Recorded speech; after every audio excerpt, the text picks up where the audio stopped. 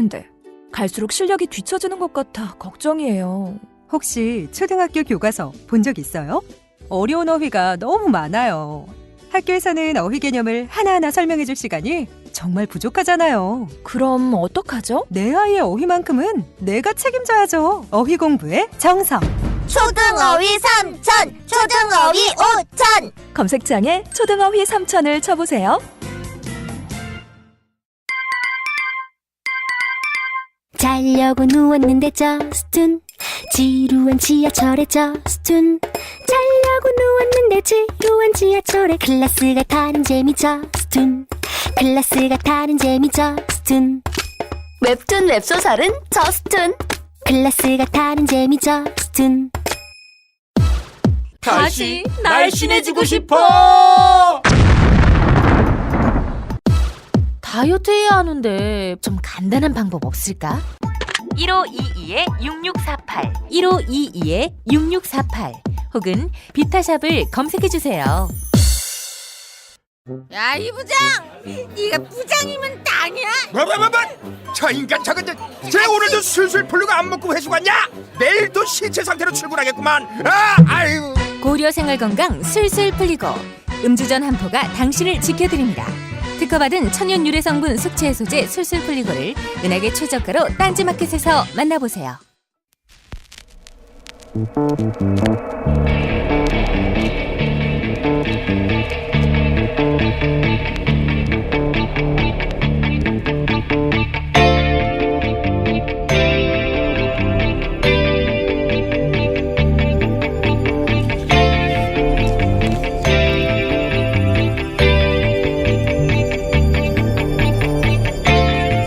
안녕하세요, 김원준입니다. 어제 허위 난민 신청을 대행해준 국내 브로커 조직이 검찰에 의해 적발됐습니다. 난민 관련 국내 뉴스는 이렇게 대부분 부정적입니다. 우린 난민을 대체로 잠재적 테러리스트, 불법 체류자로 간주하죠. 난민지회에 관한 국제협약이 채택된 게 1951년이고 우리가 뒤늦게 126개 조인국 중 하나가 된 것도 이미 1993년이지만 그동안 인정된 난민 숫자는 터무니없이 적습니다.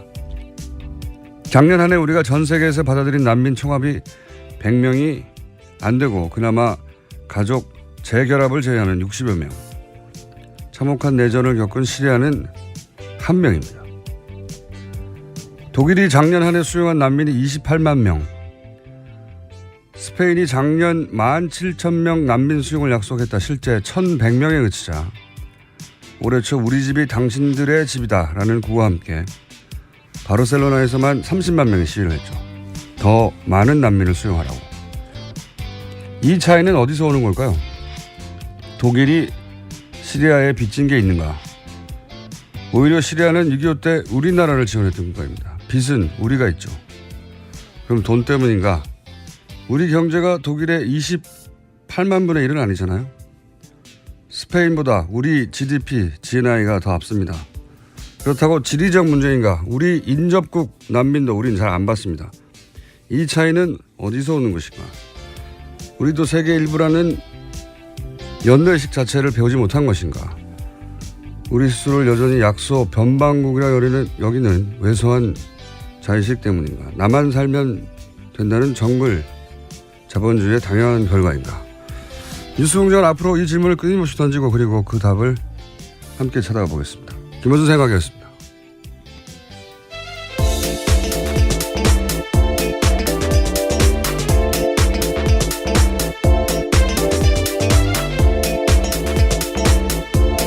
시사인의 김은지입니다. 예. 자, 오늘은 바빠요. 네, 빨리빨리 뉴스가 해보죠. 많습니다. 예, 첫 번째 뉴스는 네, 청와대가 또 박근혜 정부 문건 발견했습니다. 어제 500건 추가로 나와서 공개했습니다. 또 네. 계속해서 나오고 있습니다. 예, 매일매일 예, 청와대발 단독 특종입니다. 그 왜 중세 배경의 영화를 보면 성지하에 감옥이 있잖아요. 그걸 던전이라고 하거든요. 예. 영화나 게임 보면 거기서 뭐 끊임없이 나와요. 예. 던전 청와대. 예. 그렇게 불러야 되겠어요? 뭐가 나왔습니까? 네, 어제 내용들을 좀 일부 공개했습니다. 가장 눈에 띄는 것은 보수 농객 육성 프로그램 활성화 등 홍보 역량 강화, 보수단체 재정 확충 지원 대책, 상대적으로 취약한 청년과 해외 보수 세력 육성 방안, 것과 같은 내용들이 있었습니다. 또 박근혜 정부는 2015년 7월 달 이병기 비서실장 주재 수석비서관 회의에서 신생 청년 보수 단체들에 대한 기금 지원을 적극 검토하라고 지시하기도 했습니다. 한마디로 돈 주라는 거네요. 네, 보수 세력 지원하라는 거죠. 보수 세력, 있는 보수 세력을 지원하라라기보다는 뭘 단체를 새로 계속 만들라는 거예요. 돈 주고 이게 사실은. 네. 그리고 그 대통령 시정연설 때 저희가 한번 다룬 적이 있는데 시정연설 때 박수부대가 동원됐다. 네, 2015년 10월 달이었습니다. 네. 대통령 시정연설 때 박수부대가 동원된 건 전무후무할 것이라고 했었던 그 박수부대의 청년 무슨 센터들 뭐 무슨 세상. 네, 2015년 10월 달 그때 시정연설 할 때요. 한국자유총연맹뿐만이 아니라 청년 리더 양성센터, 청년이 만드는 세상 이런 인사들이 있었다고 합니다. 예. 이게 이제 돈 주고 만들어서 대통령 시정연설에 동원하고 나중에 태극기 집회에 예, 이런 단체들이 또 이름을 올리고 그런 거죠. 예. 그리고 나서 이런 단체들이 또 끊임없이 진보적인 활동들 혹은 인사들 단체들을 고발을 합니다. 그러면 또 검찰은 바로 수사를 해요. 네, 굉장히 괴롭히죠. 재빠르게 수사했습니다. 예. 그런 거죠. 예. 돈 주고 만들어서 박수부대로 쓰고 그 사람들을 시켜가지고 반대 세력을 고소고발하게. 검찰에 고소고발되면 아무리 작은 사안도 결국 무죄가 날 사안도 시간 돈을 계속 뺏기거든요. 예. 그런 걸 한 겁니다. 청와대가. 그런 짐작들, 보도들은 있었는데 청와대에서 이제 문건이 나오기 시작한 거죠. 자, 또 뭐가 나왔어요? 네, 카카오톡 검색에 자동 연관 검색어에 개입하려 했다라는 문건도 있었는데요. 부처 현안 관련 정책 참고라는 문건에는 카카오톡 샵 검색 기능과 관련해서 좌편향적인 자동 연관 검색어 논란이 있으니까 좌편향적 자동 검색. 네, 그렇게 쓰여 있다고 합니다. 샵 제가 카카오를 안 해가지고. 네, 카카오톡 그 문자 메시지를 보내는 창에 보면 샵 표시가 있습니다. 네. 그걸 누르면 자동 연관 검색어가 나오는데요. 포탈처럼. 예, 그것이 일종의 좌편향적으로 되어 있다라고 박근혜 정부는 판단한 겁니다. 예. 박근혜 전 대통령이 그렇게 말했나 보죠. 카톡을 쓰는데 샵을 눌렀더니 정부 비판적인 연관 검색어가 떠서 예, 공장장 이름 같은 것들이 이제 쓰여 있지 않았을까. 이게 사람들이 많이 검색하면 자동으로 뜨는 건데. 그렇죠. 아니 이 정부를 비판하는 검색어 뜨면 안 되지. 이건 거꾸로 얘기하면 검색어를 조작하라는 얘기잖아요. 예.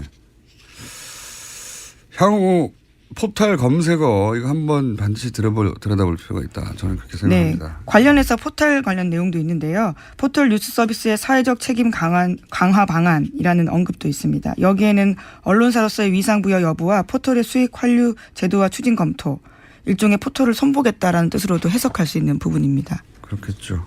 예. 얼마나 그걸 마음대로 하고 싶었겠어요. 예. 그리고 그렇게 개입한 적이 없는가 과연 따져볼 일입니다. 모든 언론은 언론사를 개입하는 게 더 어려운 거예요. 생각해 보시면 언론사들은 기자들로 구성되어 있고 기자들은 차질적으로 누군가 이렇게 개입하고 시키는 걸 싫어해요. 근데 끊임없이 이제 언론에 개입하고 오도하고 언론을 이렇게 하라고 지시하고 협조받으라고 하잖아요. 포털은 그냥 사기업입니다. 일개. 포털은 그냥 회사예요. 그냥 회사. 포털에 언론사들의 기사가 뜬다고 해서 포털을 언론사처럼 미디어처럼 인식하는 경향이 점점 커지고 있는데 실제 그 기능도 하고요. 근데 포털은 그걸 납품받아서 그냥 배급하는 그냥 일개 사기업입니다. 그러니 얼마나 정부가 마음만 먹으면 더 쉽겠는가 개입이. 그 점을 저는 주목해서. 근데 그 결과는 엄청나죠. 예. 그래서 영향력이 훨씬 커졌으니까요. 요새는 카카오톡 한 달에 4만 2천만 명 쓸 정도로 아주 크다라고 합니다. 4,200만 명이겠죠. 아, 예, 죄송합니다. 4,200만 명입니다. 자, 그러니까 다시 한 번 말씀드리지만 포털은 그냥 일개 회사예요. 공공기관도 아니고 언론사도 아니에요. 그러니까 정부가 일개 대기업도요 이렇게 마음대로 하는데요. 포털에 이런 영향력을 발휘하고 싶었다면 과연 안 했겠는가 하는 의구심을 갖는 것은 저는 합리적이라고 봅니다. 네. 이제 실제 그런 문건이 나왔기 때문에요. 더 들여다봐야 되겠죠. 볼 필요가 있다. 또 뭐가 있습니까? 뭐 문서가 네, 또 많이 나왔네요. 예, 관련된 내용들을 계속 좀 보고 알려주고 있는데요. 삼성 관련된 내용도 있습니다. 삼성물산 합병과 관련된 내용인데 문건에는 국민연금의 의결권 행사에 개입할 것인지 정부가 개입한다면 의결권 방향은 어떻게 설정할 것인지 관한 것이 있고요. 또 해외 헤지펀드의 공격적 경영권 간섭에 대해서 국민연금 등을 적극 활용하되 정부가 대기업을 지원하는 것처럼 보이지 않도록 위원 구성을 신중하게 하고 관계부처가 한 목소리로 대응해야 한다라는 표현도 있다고 합니다. 모든 게 다 들어있네요. 지금 소위 이제 국정농단 사태에 삼성 관련해서 주고받은 거. 그러니까 최순실 정유라에게 지원을 하고 삼성에게 뭘 해줬냐 대가로. 여기 다 나오네요. 다 나와. 그러니까 그렇죠. 예. 대기업을 지원하는 것처럼 보이면 안 된다. 이 말은 자기들도 대기업을 지원하는 거라는 걸 알고 있었다는 거죠. 예. 예, 삼성으로 특정할 수 있는 워딩으로 보입니다. 삼성이잖아요. 네, 하지만 여긴 대기업이라고 써놨는데요. 네. 당시 시점이 그렇습니다. 삼성물산 합병건이 굉장히 논란이 되던 삼성이라는 때였습니다. 단어를 썼을 뿐, 예, 삼성을 지원하는 것처럼 보이지 않도록 해야 한다라고 문서가 나왔으니까 예, 삼성을 지원한다는 걸 자기들도 알고 있었다는 거고, 그리고 뭐 외부 전문가들을 잘 구성해야 된다 이런 말은 그 국민연금 그것도 문제가 됐었죠. 국민연금이 이런 정도의 금액을 투자하는 게 아니라 이제 간섭을 하면 의결권 행사 전문위원이 따로 있잖아요. 예, 그렇습니다. 근데 그 외부 전문가들은 반대했단 말이죠. 그러니까 그래서 외부 전문가들 전문위원회에 안건을 올리지도 않고 자체적으로 철회해버렸죠. 그렇죠. 국민연금 기금운용본부 간부들로 구성된 투자위원회 열었습니다. 그러니까 위원 구성을 신중히 하란 말은 반대 의견을 배제하라는 얘기고 문제가 된 게 다 여기 있네요. 예. 빨리 증거를 제출해야 되겠네요. 자, 이게 참네. 득템 정도도 아니고 이게 뭐 신봤다 뭐 이런 수준으로 캐고 있어요. 채굴을 하고 있다가 또 나올지도 모르겠어요. 네, 그럴 걸로 보입니다. 또 있습니까 내용이? 네, 또 있는데요. 서울시가 청년수당을 강행하면 지방교부세 감액 등 불이익 조치를 하라는 내용도 있었습니다. 이건 정말 실제 이것도 문제가 됐었죠. 예. 예, 그렇죠. 서울시 같은 경우에는 청년수당 사업 추진했었는데요. 보건복지부가 직권 취소해서 도입 한 달 만에 중단된 바가 있습니다. 이게 내용이 뭐냐면 서울시 지자체에서 중앙정부가 안 하는 복지 정책을 펴려고 하니까 중앙정부는 뭐 하냐 소리를 들을까 봐 지자체에서 못하게 하는 거죠. 그리고 그렇게 해서 박원순 시장의 지명도나 혹은 인기도가 올라갈까 봐 그런 이유도 있는 거고요. 지자체가 하면 중앙정부가 더 격려해야 되잖아요. 그렇죠. 같이 가거나. 근데 이 복지에 관심 없는 박근혜 정부에서 우리 안 하는데 니들만 하면 우리가 안 하는 거 들키잖아. 이거거든요, 심보가. 그래서 쟤들도 못하게 해. 이게 말도 안 되는 건데 이제 그런 걸 지시했다는 거고요. 서울시 저거 못하게 하라고. 그런 겁니다. 네, 그렇게 또 그런 게 나왔고. 자, 관련 뉴스 또 있습니까? 네, 그래서 검찰은 청와대 문건을 수사하는 서울중앙지검 특수일부의 검사 수를 늘렸습니다. 모두 8명으로요. 일선 검찰청 특수부 2개 부서를 합친 규모입니다. 늘려야 되겠네요. 이거 수천 건이 나오니까. 문건 관련 뉴스가 많네요. 또 있어요? 네, 이에 대해서 최순실 씨 쪽 입장도 나왔습니다. 어제 이경재 변호사가 재판에서 한 말인데요. 청와대 캐비닛 문건이 기습적으로 증거로 제출되면 피고인의 방어권이 원천적으로 봉쇄된다면서 그렇게 하면 안 된다라고 주장한 겁니다. 검찰이 시도 때도 없이 증거를 계속 제출하고 있다. 이렇게 불만을 표하기도 했습니다. 아니 그러면 피고가 힘들까 봐 있는 증거를 안 내놓나요? 이건 말도 안 되는 소리인데. 예. 그리고 방어권 방어하라고 변호사가 있는 겁니다. 그렇죠. 예. 피고인 방어를 위해서 변호사가 역할을 해야 합니다. 힘들어진다는 얘기이기도 하고요. 예. 증거를 이렇게 많이 내면 어떡하냐 이런 얘기이기도 하고요. 예. 당연히 증거가 있으면 추가 제출해야죠. 피고가 힘들까 봐 있는 증거를 내놓지 않는다는 게 말이 되나요? 말이 안 되는 얘기였고요. 자, 한 2분 내에 저희가 오늘 게스트가 많기 때문에 2분 내에 제목 싹 스크린하면서 지나가죠. 예, 그러시죠. 어제 정부 조직 개편안 통과했습니다. 국회를 통과했습니다. 그래서요, 미래창조과학부는 과학기술정보통신부로 바뀌었습니다. 또 중소기업청과 국가보훈청은 장관급으로 격상됐고 국민안전처가 없어졌습니다. 소방청이 독립해가지고 외청이 됐죠. 네. 경호실은 격하됐고요. 낮은 경호하겠다라는 대통령의 의지가 나온 거죠.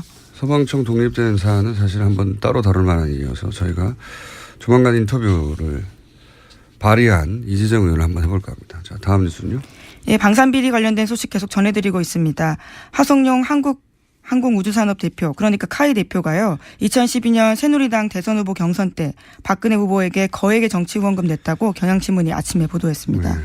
방산비리 카이 계속 나오고 있는데 네, 박근혜 후보하고 잘하지 않냐라고 말했던 분인데 이분은 이제 비리가 내부 횡령 비리가 10억 대가 있었는데도 불구하고 어떻게 대표가 됐지 했더니 뭐 이런저런 뒷이야기들이 지금 나오기 시작하네요. 네.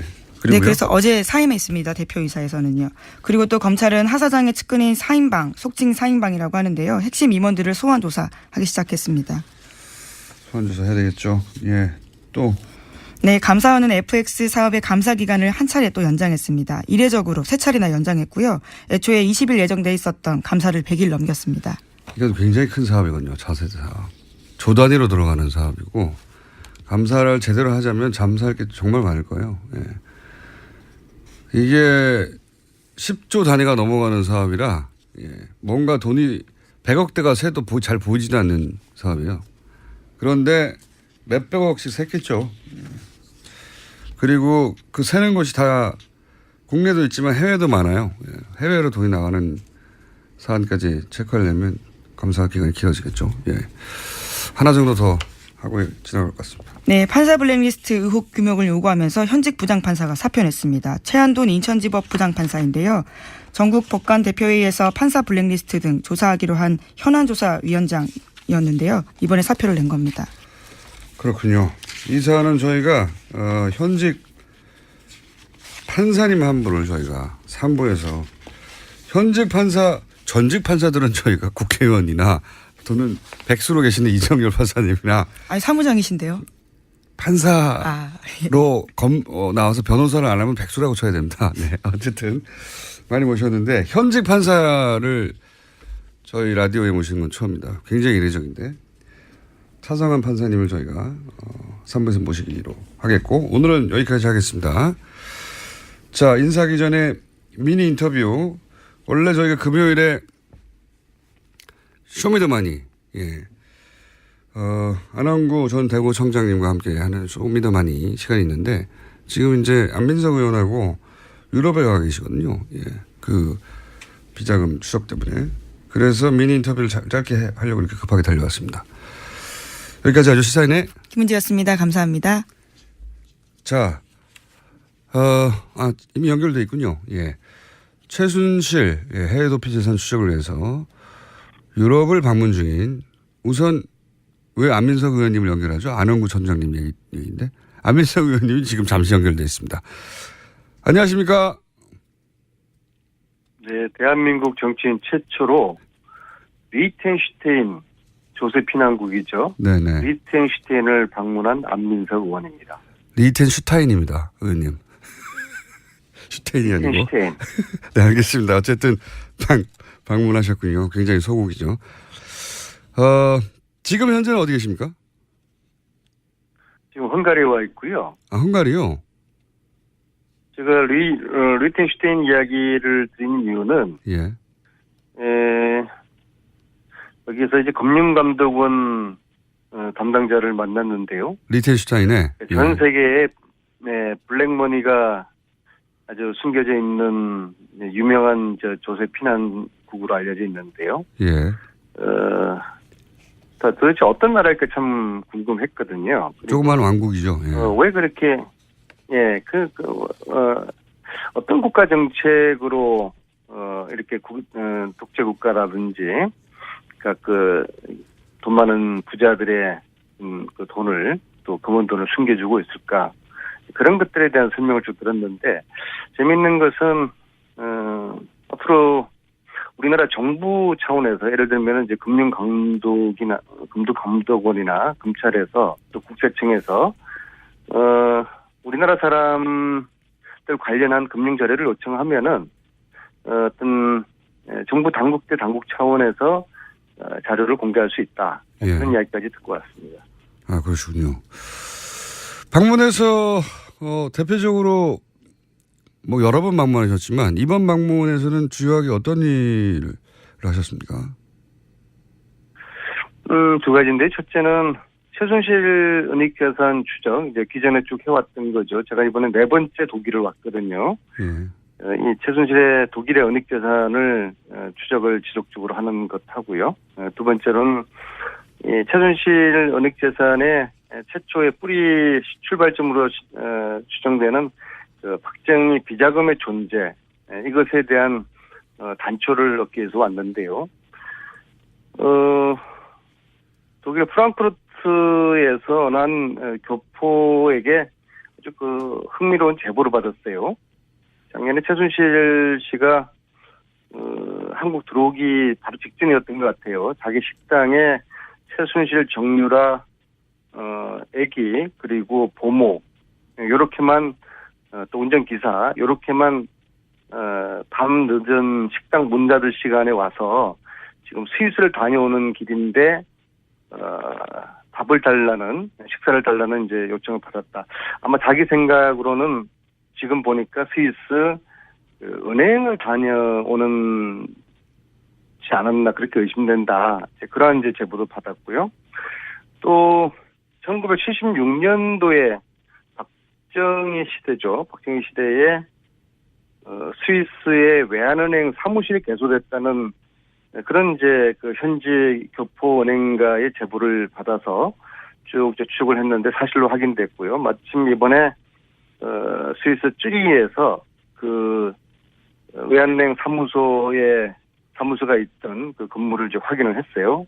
재미있는 것은 이 외환은행 사무소 76년도에 개소됐던 이 사무실 위치가 프레이저 보고서에 나오는 박정희 스위스 비밀 계좌가 있었다고 하는 유나이티드 뱅크 UBS 예. 거기와 도보로 한 5분 거리에 위치해 있더라고요. 가까웠다. 76년에 왜 사무실을 이렇게 개설했을까? 이거 좀 확인돼야 되고요. 그래서 좀 이건 특별법 없이는 70년대 이런 사항을 확인을 정확하게 하기가 어려운 그런 이제 한계가 있죠. 그래서 특별법이 꼭 필요하다는 생각을 알겠습니다. 하게 되었습니다. 의원님, 네. 옆에 안한군 총장님 계십니까? 옆방에 있습니다. 아니, 원래 저희가 안한군 총장님과 통화하기로 했는데 안민석 의원님과 아니, 우리가 지금 네. 2,000km를 최순실 루트를 따라서 독일, 스위스, 리텐슈테인, 오스트리아, 헝가리 5개 나라 2,000km를 지금 달려왔거든요. 차와 기차로. 그래서 공장장도 우리 격려를 해줘야지 이렇게 웃으면은 이건 뭐 네, 고생하셨습니다. 하늘이 무너질 듯해요. 하늘이 무너질 듯해요. 그렇게 하시죠. 예. 웃지 말고. 예. 자, 의원님 잠시 계시고요. 안한군 총장님 좀 바꿔주십시오. 총장님. 예, 안녕하십니까. 네. 저희가 총장님하고 통화하려고 그랬는데 안민석 의원님이 많은 시간을 뺏었습니다. 지금 최순실 은닉 재산은 어떻게 되어가고 있습니까? 찾으신 게 있습니까? 또 추가적으로? 예, 지금 몇 군데 지금 확인이 되었고요. 그런데 요번에 이상한 점은 이미 그 최순실 재산 일부가 예. 누수가 되고 있다는 정황을 누수요? 예. 지금 우리가 현행 법상으로 범죄 수익으로 확정이 돼야 몰수를 할 수 있지 않습니까? 예, 예. 그런데 지금 최순실 재판이 지금 진행 중에 있고요. 예. 근데 현행법으로도 일단 확인되기 전에 예. 그런 정황이 있으면은 확정된 보존함이라는 그런 조치를 취해서 재산 누수가 되지 않도록 해야 되는데. 누수. 예. 새지 않도록. 예. 예. 새지 않도록 해야 되는데 이미 일부가 지금 정리가 되고 있는 정황. 예를 들어서 이미 밝혀진 그때 구매했던 호텔이나 이런 부동산이 있지 않습니까? 그 이전의 것 말고 국정농단 사태 와중에 밝혀진 그 호텔 같은 경우는 어떻게 됐습니까? 그래서 지금 그런 게 일부가 지금 팔렸는 것으로 지금 저희들이 확인이 되고 있고요. 팔아서 현금화를 했나요? 재산들은 현금화된 것으로 보입니다. 누구한테 팔았죠? 이 재산을 형성할 때 예. 저희들이 추적해오는 그 부분들을 조력했던 그 팀들의 일부 재산, 일부 회사에서 취득한 것이 아니라 지금 그러면 이는 되지 않았지만 그러면 그 말씀은 그러니까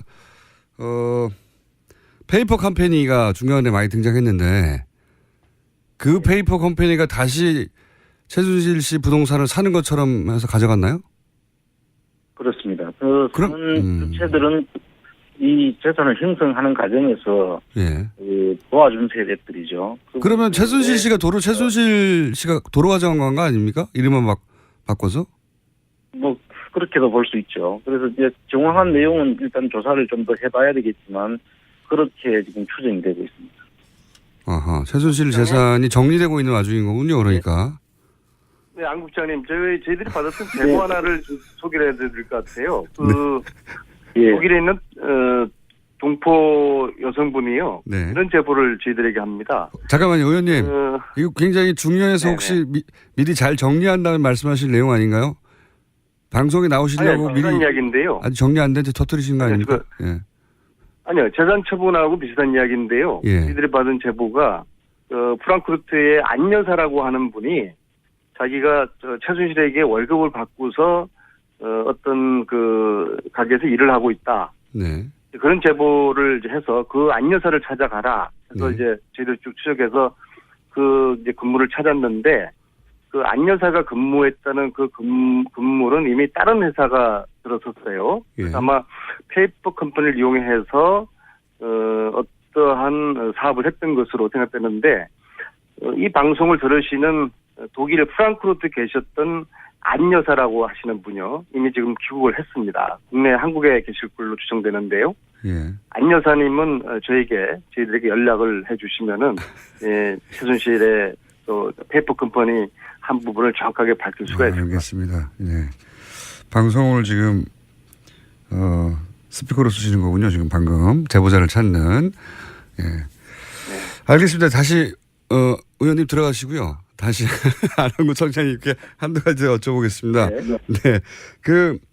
이번에 그 프레이저 보고서에 등장했던 은행 근처에서 지난 시간에서 다뤘던 유경수 여사의 사촌 오빠가 지점장으로 근무했던 스위스 은행, 외환은행 지점, 혼자서 그러다가 그러니까 유럽 기업과 거래가 없던 70년대에 만들어졌다가 유럽 진출이 활발해진 2000년대에 들어서는 오히려 폐쇄한 의혹이 드는 지점 그 지점에 가보셨나요?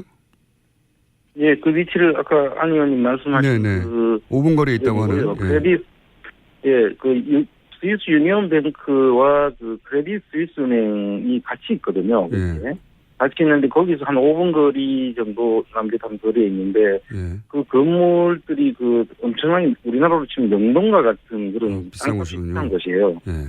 그 비싼 곳인데 이미 그 건물도 아마 그 83년도부터 이 보존해야 될 건물로 지정돼서 관리가 되고 있는데요.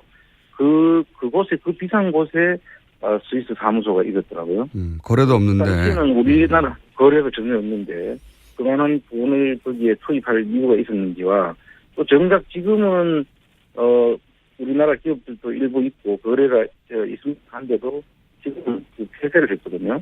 그래서 그걸 이야기해주는 그 스위스의 그 은행원을 오래된 그 경력을 가진 은행원을 제가 만났는데 자기도 봐도 전혀 이해가 되지 않는다고 애들한테 이야기를 해줬습니다. 알겠습니다. 자세한 이야기는 돌아오시면 듣고요. 마지막으로 한 가지만 더 여쭤보면 그 오랜 시간 지금 자비로 지금 계속 그 추적하고 계신데 거기 유럽에서 뉴스공장에 출연한 이후에 유럽에 갔더니 달라진 점은 없었습니까 혹시 총장님?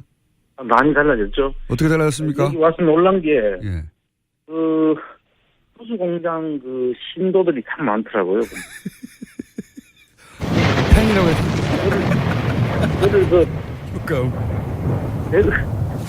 저를 대구 청량으로 알지 않고, 네. 천둥 번개로 알고 계세요. 저희가 하도 심심해서 말씀하실 때 천둥 번개로 효과음을 넣었는데 그렇군요. 뉴스공장 팬들이 해외에 참 많습니다. 저도 놀라운 안민석 의원님 한국인의 돌아오셨네. 길을 실감했고요. 예. 그다음에 우리 지구상 동포들은 뉴스공장을 통해서 세상을 읽는구나 확인을 했고요. 근데 이번에 아쉬운 게 독일 최순실 재산을 도왔던 조력자로 저희들이 추정되고 있지만은 양혜경 전 삼성 유럽 본부장 이분을 이번에도 역시 만나지를 못했어요. 여러 차례 만나려고 노력하셨던 걸로 아는데 이번에도 못 만나셨습니까? 네네. 저희들이 이제 오늘 밤 지새고 다시 프랑크푸르트로 가거든요. 그리고 주말 동안에 프랑크푸르트 있는데 이 방송을 들으시는 양혜경 씨 그리고 양혜경 주위의 분들은 반드시 이번에 저희들을 프랑크푸르트에 만나 주기를 알겠습니다. 집 앞까지 갔어요. 그래서 저희들을 이런 식으로 하면은 회피하는 걸로 저희들 볼 수밖에 없는데요. 이번에 꼭 좀 만났으면 좋겠습니다. 양혜경 전 사장님. 네. 꼭 좀 만나주시죠. 준비된 시간이 거의 다 돼버렸는데. 네. 피하는 자 범인입니다. 네. 안한구 총장님 시간을 다 뺏으셨어요. 안민석 의원님이. 자, 두 분 고생하시고요. 언제 돌아오십니까? 여기 양혜경 사장 만날 때까지 있을 겁니다. 알겠습니다. 다음 저희 뉴스공장 고정 시간에는 두 분 다 돌아오시길 빕니다. 건강하시고요. 수고하십시오. 감사합니다. 감사합니다. 네. 안원구 전 총장님한테 자세히 얘기를 들으려고 했는데 안민석 의원님이 시간을 다 뺏었습니다. 네. 두 분만 남았습니다. 아무도 묻지도 따지지도 않고 가입하셨다고요? 보험은 너무 어려워요. 걱정 마십시오. 마이보험 체크가 도와드립니다. 1800-7917 마이보험 체크로 지금 전화 주세요. 1800-7917 이미 가입한 보험이나 신규 보험도 가장 좋은 조건을 체크해서 찾아드립니다. 인터넷 한글 주소 마이보험.com 또는 카카오톡에서 아이디 검색 마이보험을 친구 추가하여 상담하실 수 있습니다. 모닝똥? 제겐 사치였죠. 내가 토끼인지 토끼똥이 나인지 내가 변을 본 것인지 변을 당한 것인지 나는 바나나이고 싶다. 간혹 구렁이이고도 싶다. 미궁 대장사랑 빅똥의 추억 미궁 대장사랑이 찾아드립니다. 혈중 콜레스테롤 개선과 배변 활동에 도움을 주는 건강기능식품입니다. 검색창에 미궁 대장사랑. 미궁 장사랑 이름 바꿨어요. 프로바이오틱스 12종 추가. 미궁 대장사랑. 골반 잡자 바로 잡자 바디로직 허리 통증 바로 잡자 바디로직 2017년 쿨 썸머 바디로직 라이트 출시. 통기성이 좋아 땀 걱정 없이 한여름에도 쾌적하게. 입은 듯 안 입은 듯 가벼움의 신축성은 그대로. 자세가 좋아지는 골반 교정 타이즈 바디로직. 검색창에 골반 교정 바디로직 라이트.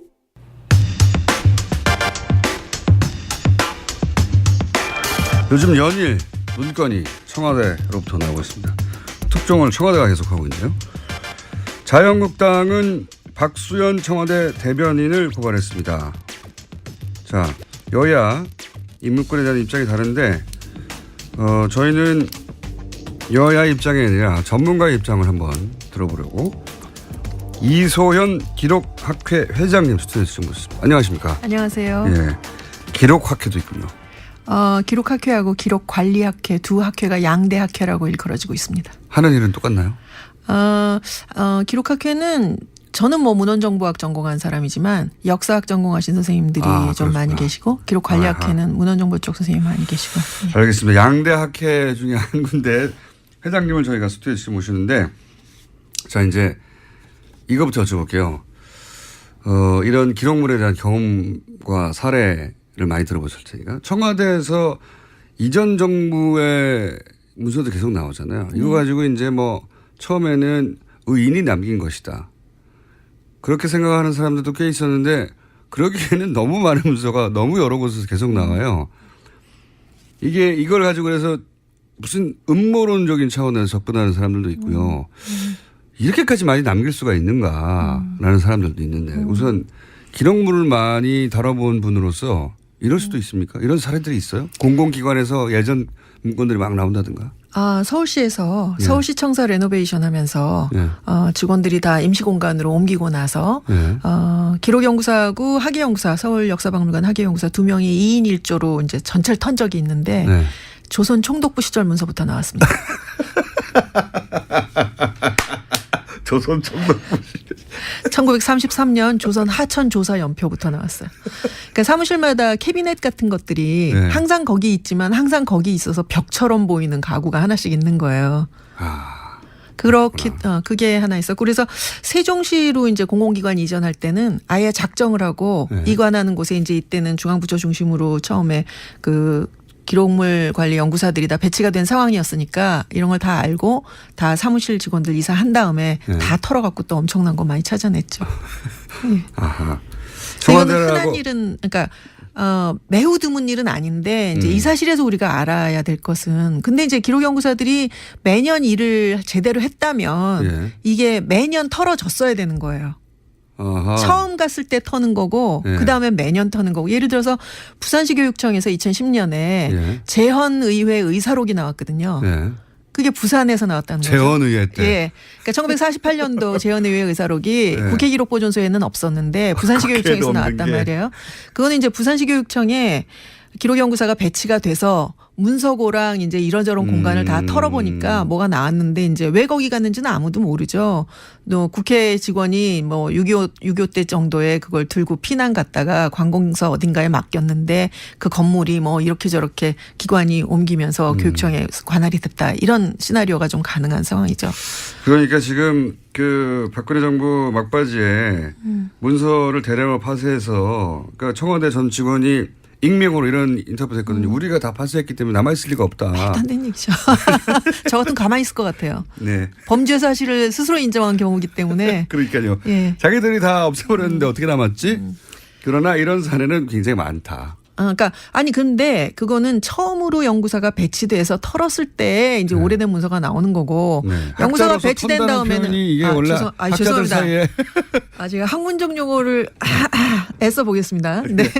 어쨌든 매년 한 번씩 그거 조사해야 돼요. 기록물 조사를 원래는. 사무실마다에 부서마다에 있는 기록관리 담당자라는 분들이 있어요. 업무는 딴 게 있지만 이제 서무처럼 그 업무를 맡는 분하고 기관마다 배치되어 있는 연구사하고 이제 팀이 되어서 매년 문서들을 정리해서 목록을 작성하고 폐기할지 보존할지 뭐 이런 거를 정리를 해야 되는데 청와대에서 참여정부 시절 문서까지 나왔다고 하잖아요. 그 얘기는 뭐냐면은 그 이명박 정부 때나 박근혜 정부 때 청와대는 기록관리 업무를 하지 않았다라는 증거다.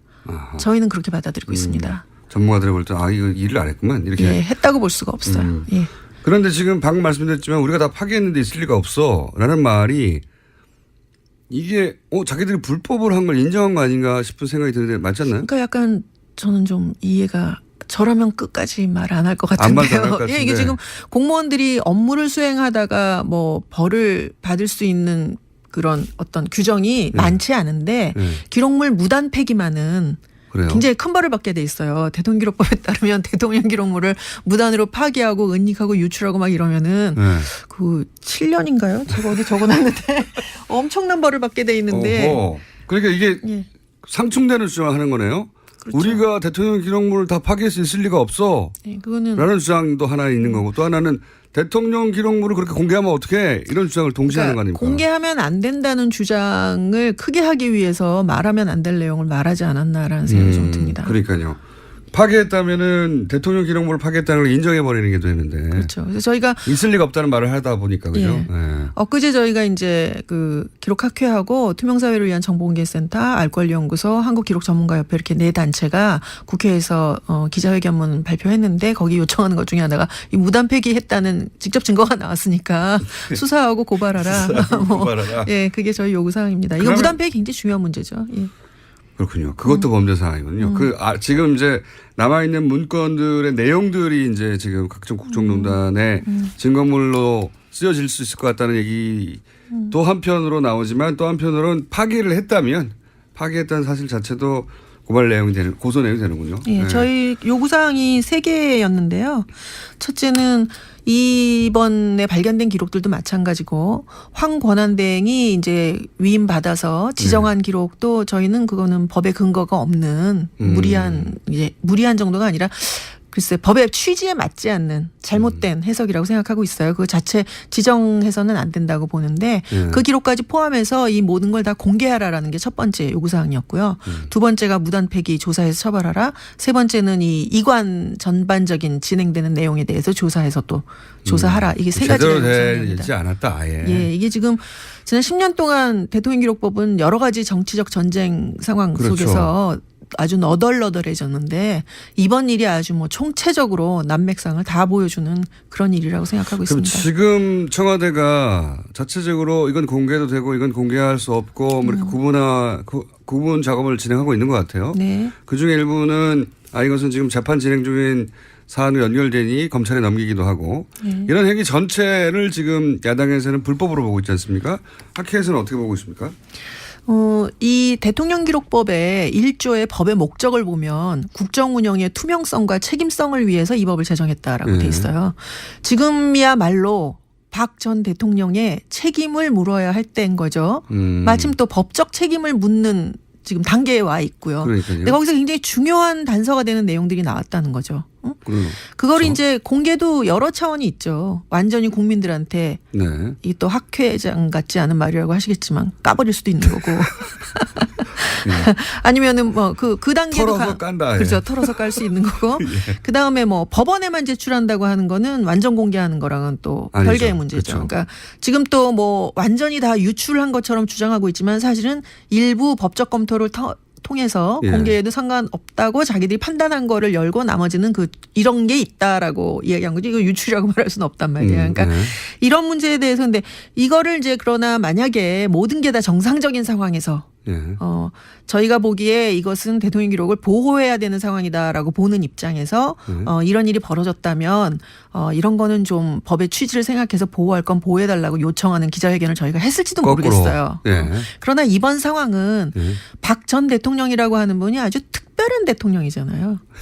아주 특별한 분이죠. 네네. 근데 이런 분이 나올 것을 예상을 못하고 저희가 대통령 기록법을 만들었기 때문에 지금의 법으로는 이번에 벌어진 일들을 굉장히 복잡한 일이라 뭐 한마디로 말할 수도 없지만 지금의 법으로는 이거를 처리할 수가 없다라는 게 저희 입장이에요. 그리고 오히려 지금 벌어진 범죄 혐의를 소명하는데 대통령 책임을 강조하며 만든 기록물 법이니까 그 책임을 제대로 수행하지 못한 대통령이 이런 일이 벌어졌으니 책임을 묻기 위해서 이런 문서는 활용돼야 된다. 대통령 입장에서도 지금 억울하게 지금 이렇게 당하고 있는 측면이 있다면 기록으로 그것을 소명을 해야죠. 그렇죠. 기록은 책임 행정의 도구니까요.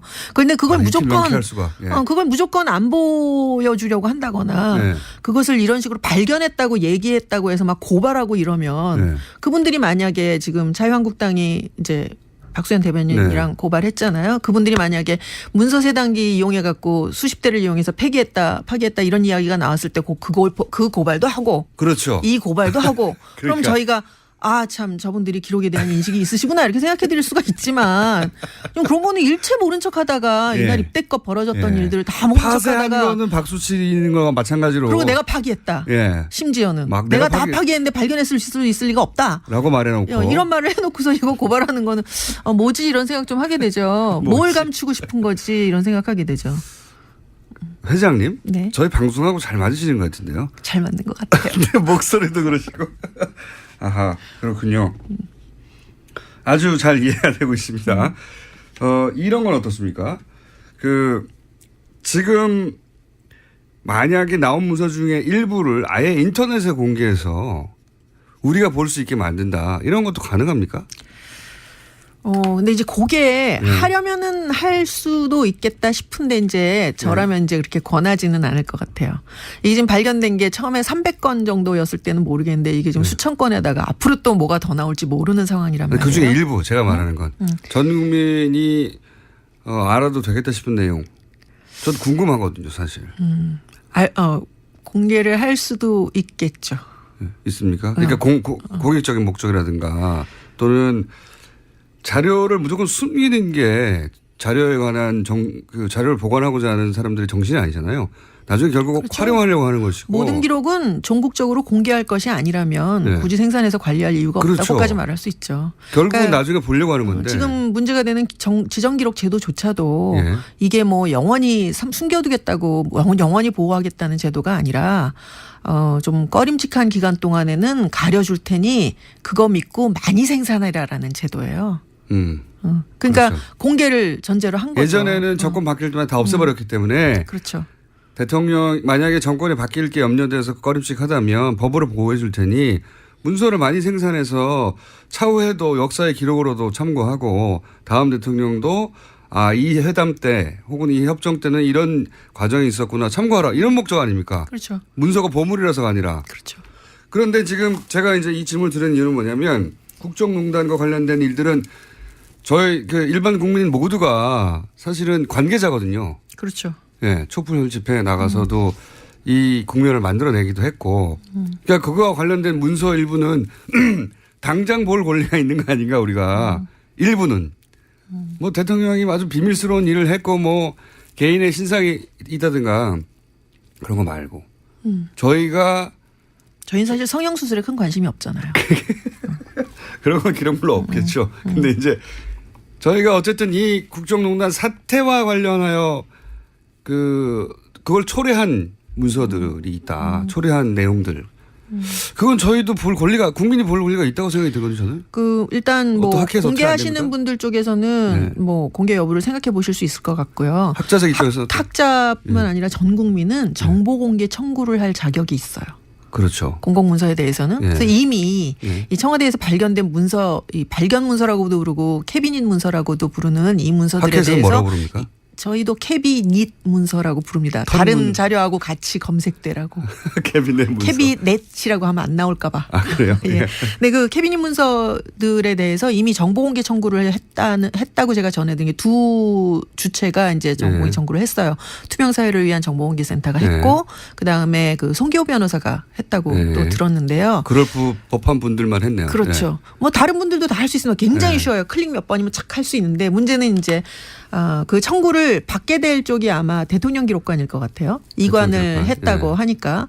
근데 문제는 대통령 기록관에서 이 기록들을 다 훑어보고 어떤 것이 공개할 수 있는 것이고 어떤 것이 비공개해야 할 것이고 어떤 것이 비밀인지 판단할 수 있는 역량이 될지는 제가 잘 모르겠습니다. 이때 역량이라고 하면 실제 그 지적 능력을 얘기하는 게 아니라 그런 판단을 내릴 이 정치적인 아주 그냥 정치적인 에너지가 아주 꽉 찬 이 공간 안에서 뭐 자유한국당에서는 절대 안 된다고 그러고 여당에서는 하라고 그러고 뭐 그럴 수 있겠죠. 그거를 할 수 있는 그런 그 역량이 정무적 정치적 역량이 없다고 판단해서 질질 끌 가능성이 좀 높다고 생각합니다. 오히려 그리고 지금 좀 애매한 게 지금 또 대통령 기록 관장으로 계시는 분이 이명박 대통령이 임명하신 분이에요. 기억하실까 몰라도 2008년에 그 봉화 유출 갖고 이제 생 난리를 치면서 난리 또 나왔어요.